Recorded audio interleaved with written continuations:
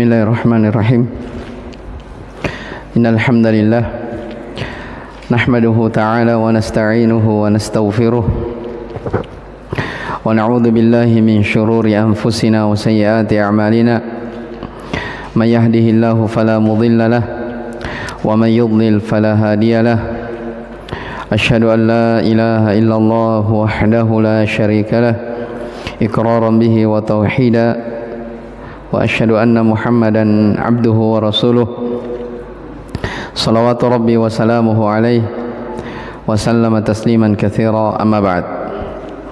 Ikhwani fid din wa akhwati fillah rahimani wa rahimakumullah. Alhamdulillah, kembali kita bersyukur kepada Allah Subhanahu wa taala. Di malam hari ini kita bisa kembali melanjutkan taklim rutin kita di setiap malam Kamis dengan membaca risalah yang berjudul Masailul Jahiliyah allati khalafa fiha Rasulullah sallallahu alaihi wa ala alihi wasallam. Perkara-perkara jahiliyah yang diselisihi oleh Rasulullah sallallahu alaihi wa ala alihi wasallam, karya Syekh Muhammad bin Sulaiman At-Tamimi An-Najdi rahimahullahu ta'ala.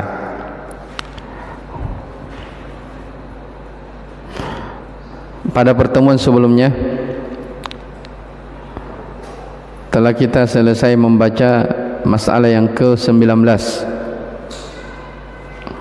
bahwa di antara ciri dan sifat orang-orang jahiliyah, mereka mencela sebahagian orang-orang saleh, padahal mereka menisbahkan diri kepada orang-orang saleh tersebut. Dicontohkan seperti celaan orang-orang Yahudi kepada Nabi Isa alaihissalam, serta celaan orang-orang Yahudi dan Nasara kepada Nabi kita Muhammad sallallahu alaihi wa ala alihi wasallam. Baik, sekarang kita masuk di masalah yang ke-20. Qala rahimahullahu taala, al-mas'alatul 20, masalah yang ke-20, i'tiqaduhum fi makhariqa as-saharati wa amsalihim annaha min karamati salihina wa nisbatihi ila al-anbiya kama nasabuhu li Sulaiman alaihi salam. Kata Syekh rahimahullah, masalah jahiliyah yang ke-20 adalah di antara sifat mereka orang-orang jahiliyah, mereka berkeyakinan akan adanya makhariq, ya, keluar biasaan dari pengaruh sihir itu.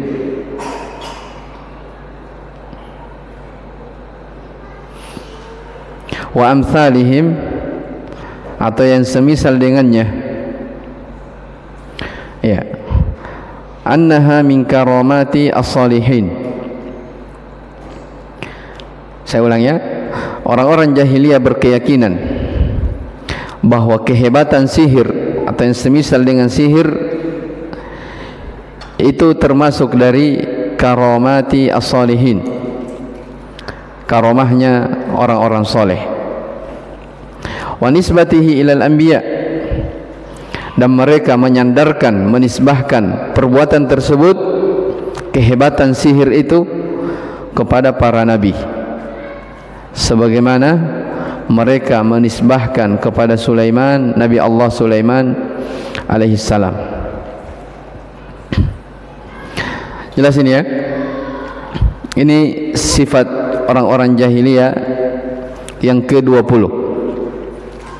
Yang ke-20, yaitu mereka berkeyakinan bahwa kehebatan-kehebatan sihir ya, permainan-permainan perdukunan atau apa saja yang semisal dengan ilmu sihir, itu mereka yakini termasuk dari karomahnya para wali atau karamahnya orang-orang soleh. Dan lebih parahnya, perbuatan kekufuran ini yaitu sihir mereka sandarkan kepada para nabi. Ya, mana buktinya? Sebagaimana mereka menyandarkan perbuatan tersebut kepada Nabi Allah Sulaiman alaihissalam. Taib. Kata Syekh Al-Fauzan hafizahullah ta'ala, al-makhariqu hiya al-umuru al-khariqatu lil-'adati. Apa itu makhariq? Disebutkan di atas ya, makhariq, ya, keluar biasaan. Makhariq itu kata beliau perkara-perkara yang di luar adat, di luar kebiasaan. Dan sebenarnya la yaqdiru 'alaiha illallah. Tidak ada yang bisa melakukan hal tersebut kecuali Allah Subhanahu wa taala. Wa idza jarat 'ala yadi nabiyyin fahiya mu'jizatun. Kalau ada keluar biasaan yang dilakukan oleh seorang nabi, maka itu disebut mukjizat. Jelas ya? Disebut apa? Mukjizat. Contoh misalnya kata beliau, seperti berubahnya tongkat menjadi ular. Kepada siapa ini? Nabi Musa alaihissalam. Ya. Ini disebut mukjizat. Nah, itu yang dikenal di sini ya dengan makhariq. Jadi apa itu makhariq? Perkara-perkara yang di luar kebiasaan manusia. Ya. Di sini akan dijelaskan sebab kadang perkara ini tersamarkan. Ya. Terkadang mungkin ya ada cerita, ada orang bisa berjalan di atas air, ada terbang di atas udara. Ya, apakah ini disebut keluar biasaan dari orang-orang soleh atau permainan syaitan? Ya, dilihat siapa pemiliknya, dilihat siapa yang memiliki. Ini beliau di sini menjelaskan dulu makna dari makhariq. Ya. Jadi kembali saya ulang ya, di antara keyakinan orang-orang jahiliyah terdahulu, mereka berkeyakinan adanya keluar biasaan dari sihir-sihir itu. Ya. Dan ternyata sihir itu mereka anggap itu adalah apa? Perbuatan sihir mereka anggap sebagai karomah orang-orang soleh. Nah, beliau jelaskan kalau ada hal yang di luar kebiasaan manusia diberikan kepada seorang nabi, itu disebut apa? Mukjizat. Seperti Nabi Musa alaihissalam, dia bisa, ya, Allah mengizinkannya untuk merubah tongkat menjadi ular. Demikian pula apa yang terjadi pada Nabi Isa alaihissalam, beliau bisa menyembuhkan orang yang buta, orang yang abros, orang yang berpenyakit belang, bahkan wa ihya'il mauta biidznillah. Ya, beliau bisa menyembuhkan, menghidupkan orang yang sudah mati. Jelas ya? Tentunya atas izin dari Allah Subhanahu wa taala. Wa ma a'tahu Allah li Muhammadin sallallahu alaihi wasallam minal mu'jizat. Demikian pula apa yang Allah Subhanahu wa taala beri kepada nabi kita Muhammad sallallahu alaihi wasallam dari mukjizat yang sangat banyak. Di antara mukjizat yang terbesar itulah Al-Qur'anul Karim. Ya. Jadi Al-Qur'an itu disebut juga mukjizat. Ya. Disebut apa? Mukjizat. Sebab ya, kenapa Al-Qur'an disebut mukjizat? Sebab tidak ada seorang pun makhluk yang bisa mendatangkan satu ayat, ya, yang semisal dengan Al-Qur'an. Makanya Syekh sebutkan di sini, alladzi a'jaza al-bashariyata kullaha. Semua makhluk lemah, tidak bisa. Demikian pula jin dan manusia mereka tidak mampu mendatangkan sesuatu yang semisal dengan Al-Quran ini. Makanya disebut mukjizat Al-Quran itu. Jelas ya? Makanya disebut apa? Al-Quran itu sebagai mukjizat. Dan memang betul Al-Quran adalah mukjizat. Disebutkan dalam surah Al-Isra, Allah Subhanahu wa taala berfirman, "Qul la in jitama'atil insu wal jinnu ala ayatu bimithli hadzal Qur'an la ya'tuna bimithlihi walau kana ba'dhum li ba'dhin dhahira." Seandainya jin dan manusia semuanya berkumpul, mereka semua berkumpul untuk mendatangkan sesuatu yang semisal dengan Al-Quran ini, ya, maka mereka tidak akan mampu mendatangkannya walaupun satu dari sebagian mereka terhadap sebahagian yang lain itu saling membantu, tidak bisa. Jelas ya? Mereka tidak bisa. Maka Al-Quran itu disebut sebagai mukjizat, sesuatu yang di luar perkara yang luar biasa. Makanya sebahagian ahli hikmah menyebutkan di antara keajaiban Al-Quran, Al-Quran itu Al-Quran itu sesuatu yang bisa merubah pribadi seseorang. Tapi Al-Quran itu tidak pernah bisa dirubah. Jelas ya? Al-Quran bisa merubah keadaan seseorang, tapi Al-Quran itu tidak bisa apa? Tidak bisa dirubah. Itu dijamin di dalam Al-Quran, "Inna nahnu nazzalna dzikra wa inna lahu lahafizun." Kata Allah, sesungguhnya kamilah yang menurunkan az-zikir Al-Quran dan kami pula yang akan menjaganya. Al-Quran terjaga hingga hari kiamat. Itu mukjizat yang luar biasa yang diberikan kepada Nabi kita Muhammad sallallahu alaihi wa ala alihi wasallam. Makanya banyak sekali ayat-ayat Al-Quran yang menerangkan bahwa Al-Quran itu kalau diberikan kepada seseorang tapi hatinya tidak mau tunduk menerima Al-Quran, itu hatinya keras, melebihi daripada kerasnya batu. Melebihi daripada apa? Kerasnya batu.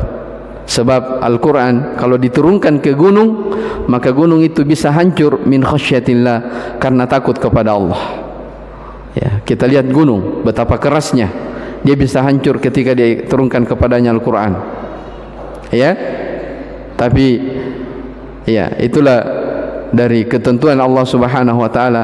Terkadang sebahagian dari manusia mereka tidak bisa menerima petunjuk yang datang dari Allah Subhanahu wa taala melalui ayat-ayatnya. Taib, ini beliau sebutkan di sini 3 contoh dari mukjizat. Tongkat bisa berubah menjadi ular seperti yang terjadi pada Nabi Musa, atau ada Nabi Isa bisa menghidupkan orang yang sudah meninggal. Demikian pula Nabi kita SAW diberikan mukjizat yang terbesar, itulah Al-Quran. Ini kalau perkara yang luar biasa itu diberikan kepada seorang Nabi. Kemudian kata beliau, "Amma idza jara khariqal adata ala yadi abdin salihin taqiyyin mu'min fahada yusamma karamatun minallahi azza wa jalla." Adapun kalau ada perkara-perkara yang luar biasa yang diberikan kepada seorang hamba Allah yang saleh, yang beriman, hamba Allah yang saleh, yang bertakwa, yang beriman, selain dari Nabi, maka ini disebut apa? Karamah. Jelas ya? Itu bedanya. Disebut sebagai apa? Karamah yang datang dari Allah Subhanahu wa taala, ajaraha ala yadihi imma li hujjatin fid din. Terkadang ada karamah itu karena sebagai bentuk hujjah dalam agama. Demikian pula hujjah untuk kaum muslimin. Contoh misalnya beliau sebutkan tentang karamah. Jadi saya ulang. Jadi kalau perkara yang luar biasa diberikan kepada Nabi tadi apa namanya? Mukjizat. Kalau ada perkara yang luar biasa diberikan kepada hamba Allah yang saleh, yang bertakwa, beriman, tapi bukan Nabi, disebut apa? Karamah. Karamah. Lihat contohnya misalnya seperti yang terjadi pada seorang hamba Allah yang salihah, yaitu Maryam alaihissalam. Ya, tatkala Nabi Zakaria, ya, setiap kali masuk ke dalam tempat ibadahnya Maryam, yaitu mihrab, disebutkan dalam Al-Quran, wajada indaha rizqa, dia pun mendapati rezekinya. Tidak ada yang bawa, tapi tiba-tiba ada. Kullama dakhala 'alaiha Zakaria al-mihraba wajada indaha rizqa, disebutkan dalam surah Al-Imran. Setiap kali Zakaria masuk ke tempat ibadahnya Maryam, mihrab, dia mendapati ada makanan di dalam. Ya, Zakaria bertanya, wahai Maryam, dari mana datangnya makanan ini? Qalat huwa min indillah innallaha yarzuqu man yasha'u bighairi hisab. Itu adalah rezeki yang datang dari Allah. Allah memberi rezeki kepada siapa yang dia kehendaki. Ini di luar kebiasaan kan? Ya tidak? Karena tidak mungkin ada makanan kalau tidak ada orang yang bawa. Maka itu bentuk dari apa? Disebut karomah. Demikian pula contoh lain disebutkan oleh Syekh di sini, apa yang terjadi tentang Ashabul Kahfi. Mereka ditidurkan oleh Allah Subhanahu wa taala dengan tidur yang sangat lama, panjang. Ya, disebutkan di dalam Al-Qur'an, walabithu fi kahfihim 300 sinina wazdadu tis'a. Ya, mereka ditidurkan di dalam gua, ya, selama 309 tahun. Bayangkan, tidur berapa lama? Bukan 12 jam. Ya. Tapi berapa? 309 tahun. Iya. Jelas ya? Dan ketika Allah membangunkan mereka, jasadnya itu tidak dimakan bumi. Iya.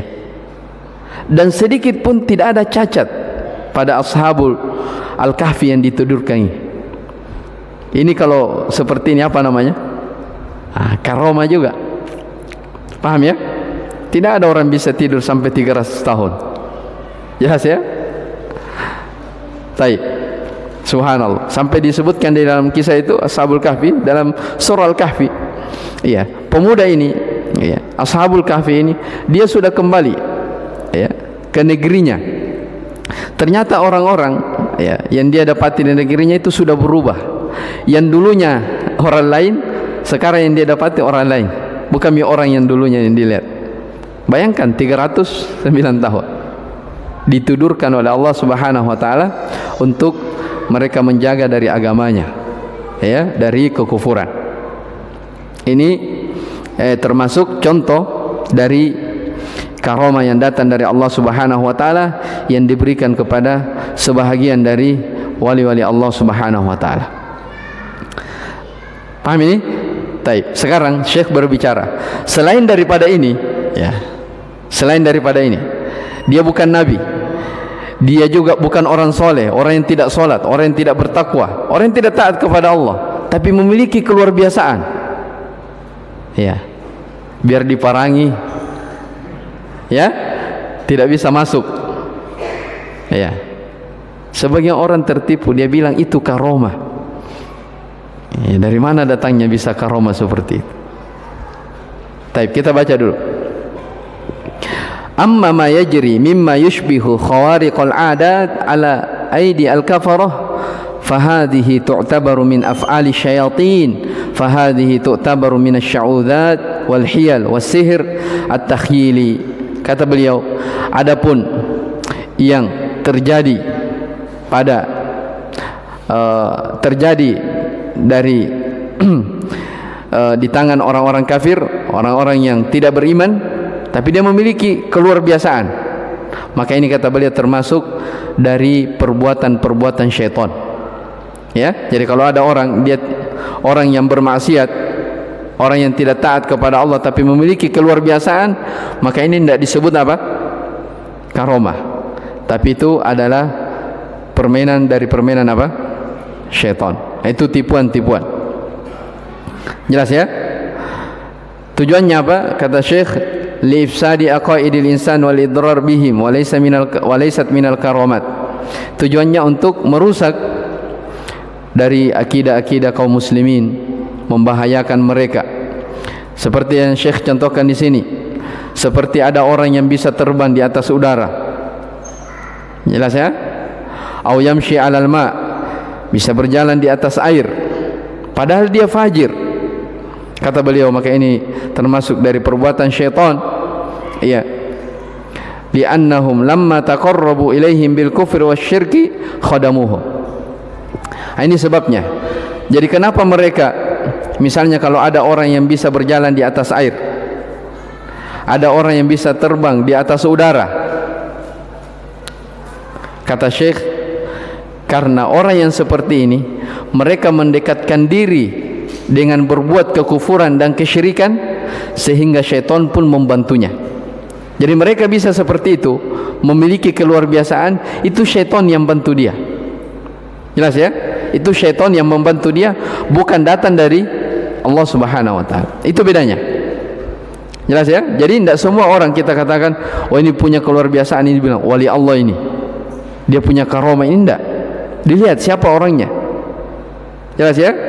Jadi walaupun ada orang memiliki keluarbiasaan, tapi dia adalah orang yang tidak taat, hamba yang fajir, maka tidak bisa disebut itu adalah karomah yang datang dari Allah.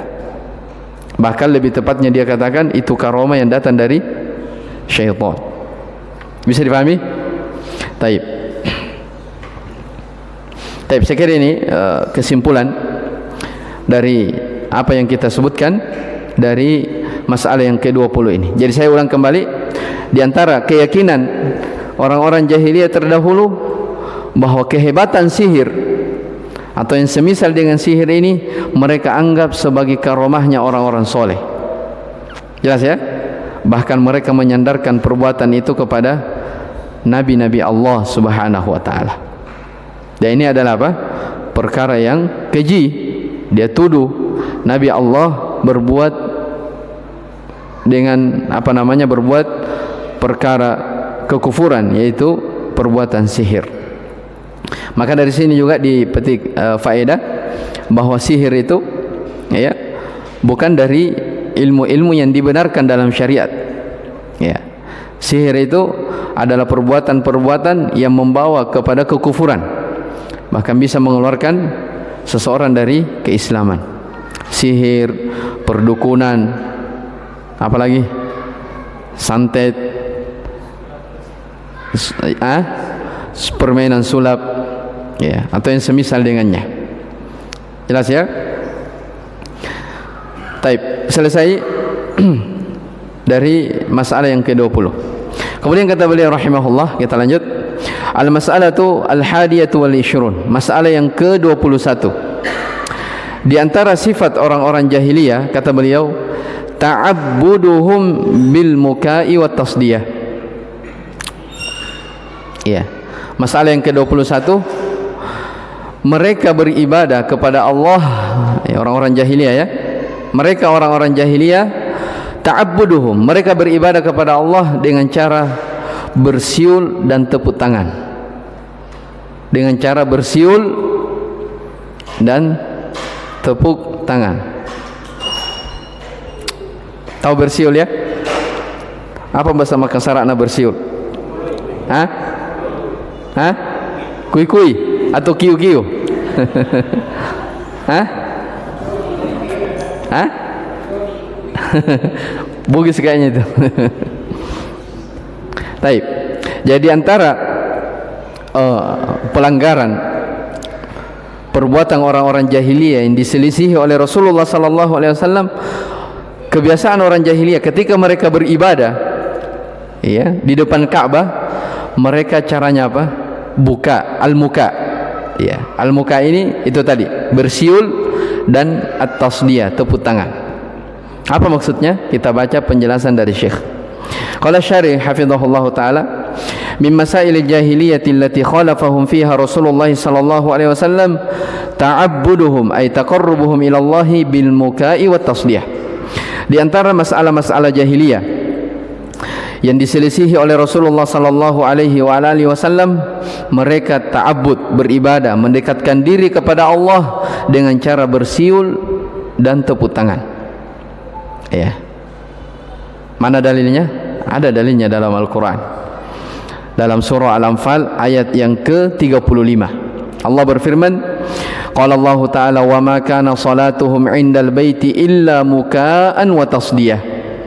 Tidaklah salat mereka di sisi Baitullah Ka'bah kecuali dia dalam keadaan bersiul atau tepuk tangan. Itu ibadahnya orang-orang jahiliyah dahulu.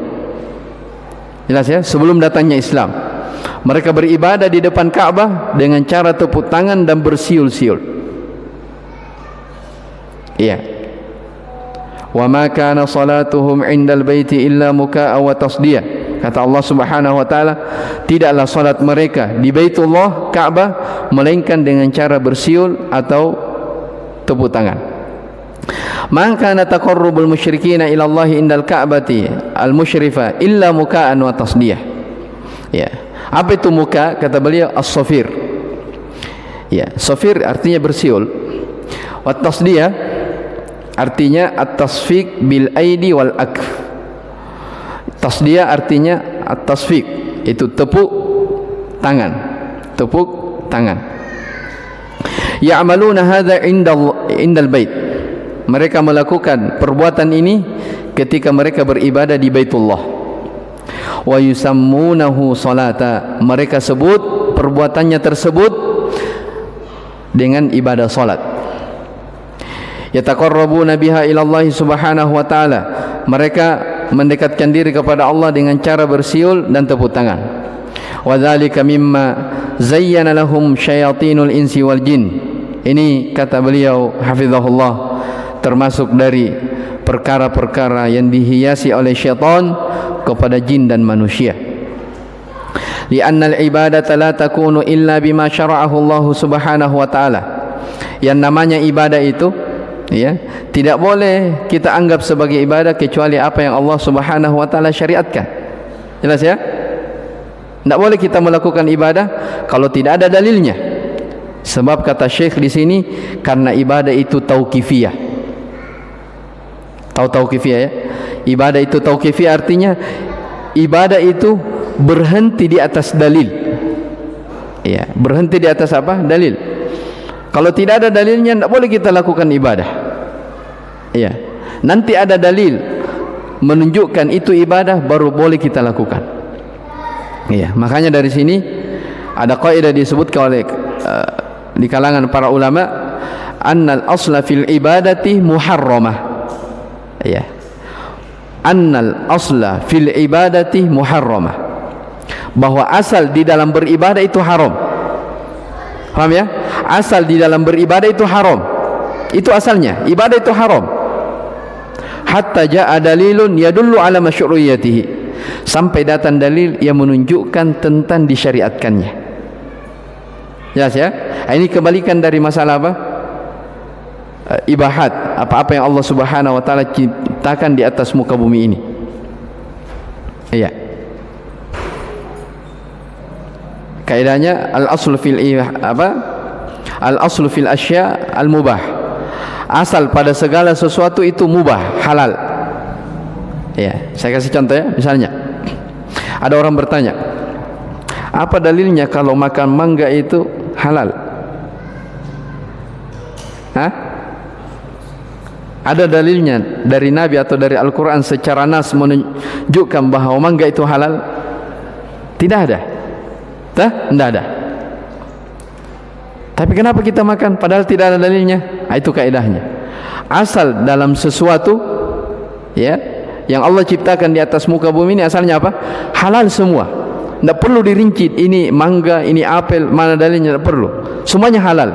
Sampai ada dalil yang mengkhususkan kalau itu adalah perkara yang haram. Kebalikannya adalah ibadah. Paham ya? Kebalikannya adalah apa? Ibadah. Asal dalam beribadah kepada Allah asalnya apa? Haram, tidak boleh. Sampai datang dalil yang menunjukkan ada apa? Syariat dalam ibadah tersebut. Ya, makanya kalau ada orang melakukan misalnya perkara bid'ah, Kemudian dia ditegur, dia bilang, mana dalilnya kalau itu diharamkan? Ya, salah dia bertanya. Ya, harusnya kita yang tanya dia, mana dalilnya kalau itu apa? Disyariatkan. Jelas ya? Harusnya kita yang tanya dia, mana dalilnya kalau itu disyariatkan. Jangan dia bertanya kepada kita, mana dalilnya kalau itu adalah hal yang haram. Sebab asal dalam ibadah adalah apa? Haram. Bisa dipahami? Sama di sini. Apa yang dilakukan oleh orang-orang jahiliyah di sisi Baitullah Ka'bah, mereka beribadah dengan cara tepuk tangan dan bersiul. Ini tidak ada tuntunannya. Taib. Fal insanu la yuhditsu syai'an min indi nafsihi. Kata Syekh, seseorang itu tidak boleh membuat sesuatu dari dirinya sendiri. Aw yatalaqahu min ghairihi, atau dia mendapati sesuatu itu dari orang lain, dari perkara-perkara yang tidak pernah Allah Subhanahu wa taala syariatkan kepadanya. Wa huwa laisa lahu aslun fi syara', sesuatu yang tidak ada asalnya dalam syariat. Wa min huna yu'khadhu tahrimu hatainil khoslatain. Dari sini diambil faedah. Apa itu? Diharamkannya dua perkara ini. Iya. Diambil kaidah di kalangan para ulama, dia diharamkannya dua perkara ini. Apa itu dua perkara? Kata beliau, as-safir wa tasfiq. Ya, dilarang bersiul dan dilarang tepuk tangan. Wa illam yuqsadil insanu, ya, wa illam yaqsudil insan bihima al ibadah. Perhatikan kata Syekh, meskipun seseorang tidak memaksudkan itu ibadah, hanya biasa saja tepuk tangan, siul, tidak boleh. Kenapa? Kenapa tidak boleh? Li'anna fi dzalika tashabbuhan bil musyrikin. Karena perbuatan ini ada bentuk tasyabbuh, menyerupai orang-orang musyrikin jahiliyah. Paham ini? Jelas ya? Tidak boleh bersiul dan tidak boleh tepuk tangan. Walaupun kita tidak maksudkan itu sebagai apa? Ibadah biasa saja. Paham ya? Dan ini biasa kita lihat, saksikan. Ya, masalah apalagi tepuk tangan ya. Baik. Jadi walaupun seseorang tidak maksudkan itu ibadah dalam hal keramaian misalnya, ya, karena itu adalah bentuk tasybih, ya, menyerupai orang-orang musyrik. Kata Nabi sallallahu alaihi wasallam, man tasyabbaha biqaumin fahuwa minhum. Siapa yang menyerupai suatu kaum, maka dia termasuk dari kaum tersebut. Wallahu taala alam. Baik. Kemudian kata beliau, wa tasfiqu innama abahahu an-nabiy sallallahu alaihi wasallam lin-nisa'i khassatan.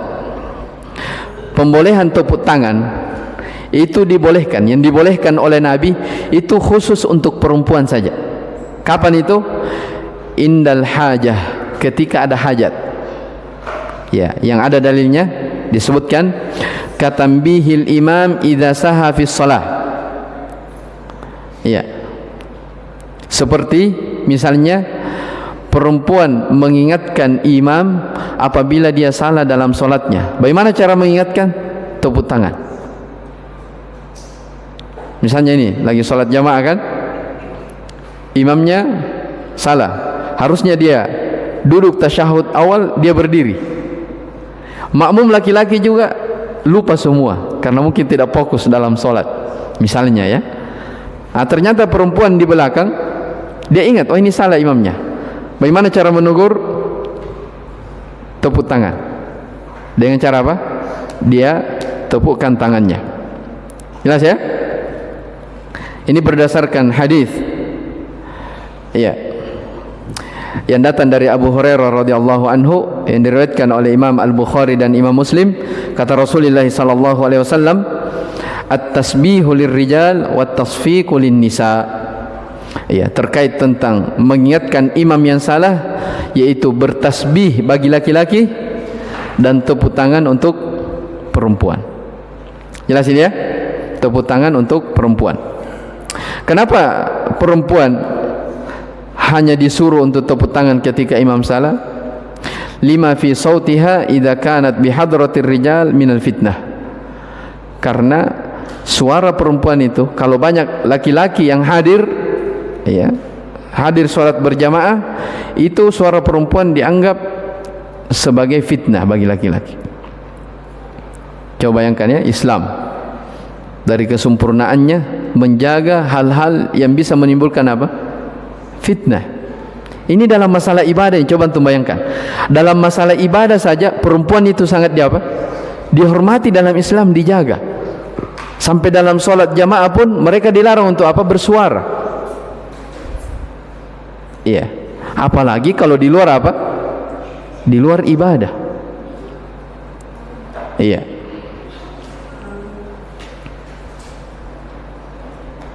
Makanya subhanallah di Timur Tengah sana itu, antum misalnya lihat ya, perempuan yang meninggal disolati terus diangkat di atas itu kentara. Kalau mereka perempuan itu betul-betul dibungkus selimut setebal-tebalnya, bukan hanya kain kafan kita lihat, tapi apa?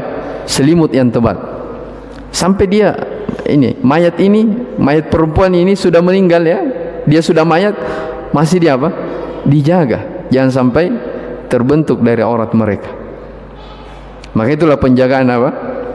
Islam kepada kaum wanita. Ya, dan banyak sekali ya, bukti-bukti bagaimana syariat Islam ini menjaga dari kaum wanita. Kenapa kaum wanita sangat dimuliakan dalam Islam? Akan datang nanti di masail jahiliyah dalam kitab ini, bahwa di antara sifat jahiliyah yang paling tercela sebelum datangnya Islam, mereka adalah orang yang sangat menghinakan kaum wanita. Ya, di antaranya mereka adalah orang yang tidak ada bahagiannya dalam warisan. Yang paling kejinya lagi, ketika lahir anak perempuan di sisi mereka, mereka kubur hidup-hidup. Itu disebutkan dalam surah An-Nahl. Ya, wa idza busyira ahaduhum bil untha dhalla wajhuhu muswaddan wa huwa kadhim. Itu terkait tentang orang-orang jahiliyah. Ya, apabila mereka diberi kabar gembira akan ada nanti lahir anakmu yaitu perempuan. Ya. Dhalla wajhuhu muswadda. Ya, orang-orang jahiliyah suami istri mereka langsung berubah wajahnya menjadi hitam. Saking tidak senangnya anak perempuan. Ya. Disebutkan di ayat setelahnya hanya dua kemungkinan. Yatawara min qaumihi min su'i ma busyira bihi. Yang pertama, apakah dia harus menanggung celaan hinaan ini seumur hidup karena lahir anak perempuan? Pilihan yang kedua, am yadussuhu fit turab, atau dia kubur hidup-hidup dalam tanah. Nah, itu di masa dahulu. Jelas ya? Mereka tidak senang dengan apa? Perempuan. Ya, kalau sekarang terbalik ya. Perempuan itu orang senang, katanya tinggi wan paneknya. Baik. Jelas ya? Itu akan kita lewati nanti. Dari sifat orang-orang jahiliyah, mereka adalah orang yang menghinakan kaum wanita. Maka datang Islam ini seimbang ya, di dalam masalah pemuliaan tidak dibedakan. Baik. Maka ini kenapa disyariatkan untuk tepuk tangan pada mengingatkan imam untuk kaum wanita, karena suaranya itu bisa menjadi fitnah. Wala yajuzu lirrajul ayatashabbaha bil kufari wala bil mar'ati fit tasfiq. Seseorang laki-laki tidak bisa menyerupai orang-orang kufar, demikian pula seorang perempuan tidak bisa menyerupai dalam hal at-tasfiq. Baik, selesai masalah yang ke-21. Kayaknya sudah Isya ya? Belum? Sudah hampir. Baik. Insyaallah taala di pertemuan setelahnya masalah yang ke-22, di antara sifat orang-orang jahiliyah, innahum ittakhadhu dinahum lahwan wa la'iba. Mereka menjadikan agamanya sebagai permainan dan senda gurau. Ini juga pembahasan yang sangat penting. Mereka jadikan agama itu sebagai perkara atau bahan mainan saja, bukan perkara yang diseriusi. Ya, insyaallah taala penjelasannya kita akan baca di pertemuan yang akan datang biidznillah taala. Baik, hada wallahu alam. Wa subhanakallahumma bihamdik asyhadu an la ilaha illa anta astaghfiruka wa atubu ilaik. Walhamdulillahirabbil alamin.